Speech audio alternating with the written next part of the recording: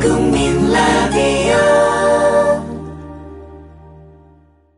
Breaking news regarding missing Malaysia Airlines Flight 3. So the United States is lowering the threshold for American. 日本と同じで現地予算やってるから意味がないんです。环球消费调查，我们来说一种特殊的旅游。近年来呢，出国旅游。 출근길 국제뉴스 브리핑 장혜림의 월드 리뷰.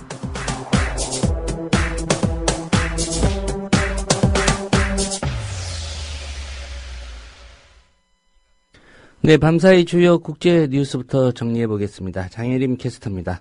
안녕하십니까? 네, 안녕하세요. 네, 이집트 대선 얘기를 좀 해봐야 될 것 같습니다. 군부 출신 후보의 당선이 확실하다고요? 그렇습니다. 이집트에서 지난해 7월 무함마드 무르시 전 대통령이 축출된 후 처음으로 대통령 선거가 치러졌습니다.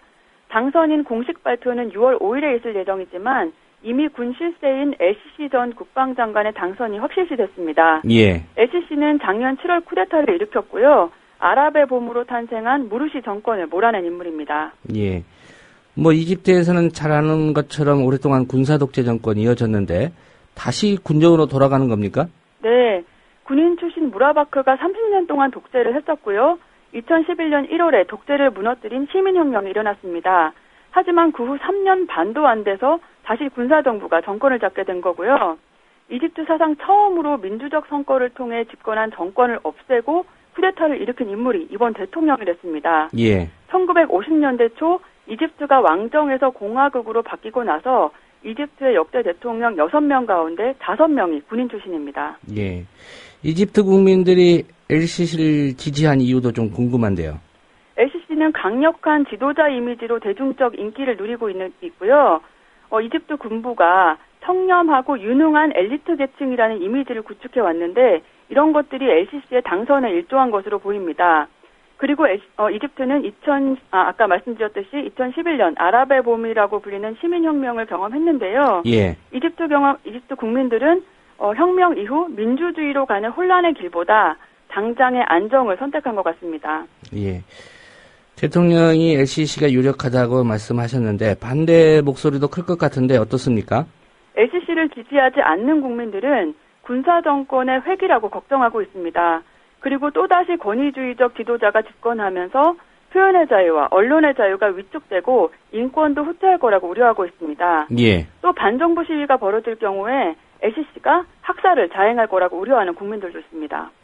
실제로 LCC 학살의 주범 한 이집트의 전두환쯤 된다고 볼 수 있는 그런 인물 아닙니까? 맞습니다. 이집트 군부는 작년 7월 무르시 정권을 축출하고 나서 무르시를 지지하는 시위대를 무력으로 진압했는데요. 그 과정에서 1,000명이 넘게 숨지고 2만 명 이상이 구금된 것으로 알려졌습니다. 예. 국제 앰네스티는 군경의 시위대 무력 진압으로 지금까지 1,500명 이상이 사망한 것으로 추정하고 있습니다. 시민혁명 세력은 LCC가 민간인을 학살한 주범이라고 주장하고 있습니다. 예. 다른 소식 살펴보겠습니다. 전 미국 국가안보국 NSA 직원이죠. 에드워드 스노든이 독일에 대해서 증언할 새로운 내용이 있다. 이렇게 밝혔다죠? 네, 미국 국가안보국 NSA의 불법 개인정보 수집 활동을 폭로한 스노든이 독일 NSA의 스캔들 조사위원회에 새롭게 증언할 내용이 있다고 밝혔습니다. 예. 독일 주간지 슈테른의 보도에 따르면 스노든은 NSA에서 직접 독일인들에 관한 정보를 분석하는 일에도 관여했다고 말했고요. 나는 독일인들이 언제 누구와 잠자리에 드는지도 알고 있다 이렇게 말했습니다. 예. 그러면서 이런 활동은 헌법이 보장하는 국민의 권리를 침해하는 것이라고 설명했습니다. 예, 여기서 말하는 독일인들은 뭐 유력한 정치인들이겠죠, 아무래도. 네. 예, 스노든이 폭로한 다른 내용도 있습니까? 스노든은 독일 연방정보국 BND도 NSA의 프로그램을 사용해 정보를 수집한다고 폭로했습니다. 그러면서 독일 BND 직원들이 미국인들과 같이 작업한다고 밝혔고요. 독일 NSA 스캔들 조사위원회는 8명의 독일 연방 하원 의원으로 구성되어 있는데요. 이들은 모스크바에 체류 중인 스노든을 증인으로 채택하기로 했습니다. 예. 하지만 정부의 반대 때문에 그를 독일로 데려오는 것은 어려울 전망입니다. 조사위원들은 스노든에게 비디오를 통해 답변해 줄 것을 요청하고 있습니다. 예. 세계적인 부호죠. 워런 버핏의 누나가 소외계층을 직접 챙기고 있다는 소식도 있군요. 네. 투자의 귀재라고 불리는 워런 버핏이 2006년에 수십억 달러의 재산을 사회에 환원하겠다고 밝혔었는데요. 이 소식을 듣고 도움을 요청하는 개인들의 편지가 쇄도했습니다. 예. 워런 버핏은 이 편지를 자기의 누나인 도리스 버핏에게 보냈고요. 도리스가 운영하는 선샤인 레이드 재단은 이 편지를 사연들을 꼼꼼히 읽어왔습니다. 도리스는 잘못한 것도 없는데 단지 운이 나빠서 힘든 일을 겪고 있는 사람들을 도와주고 싶다 이렇게 말했습니다. 예. 다양한 사연들이 편지로 보내졌을 것 같은데 어떤 사연들이 좀 알려졌습니까? 네, 워런 버핏에게 온 편지에는 단순하고 좀 비교적 소박한 내용의 사연들이 많은 걸로 알려졌습니다. 한 시각장애인이 새 의안이 필요하다고 한 사연도 있고요. 예. 어떤 할머니는 먼저 세상을 떠난 자녀를 위해 비석이 필요하다 이렇게 말하기도 했습니다. 손자를 보러 가기 위해 차가 한 대 필요하다 이렇게 도움을 요청한 사람도 있습니다. 예. 이 도리스 버핏이 운영한다는 선샤인 레이디 재단 어떤 곳입니까? 도리스 버핏은 유산을 상속받은 후 1996년에 이 재단을 설립했고요. 개인 재산 1억 5천 달러를 재단에 기부했습니다. 재단은 가정폭력 희생 아동들을 지원하고 수감자의 대학교 학비를 대주고 있고요. 정신질환 환자도 돕고 있습니다.